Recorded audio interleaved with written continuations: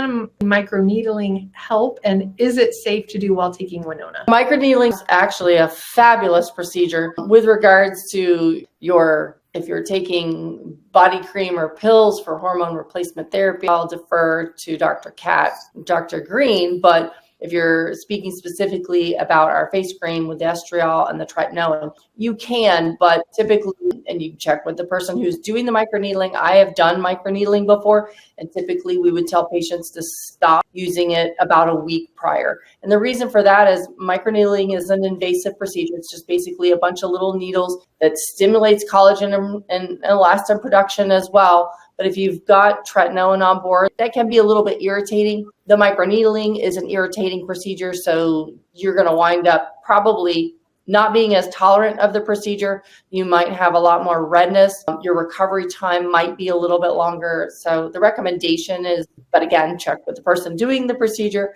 is about stopping a week before. But then after, once they clear you, usually is about 2 days before you can use any and all products. You have to just kind of limit that.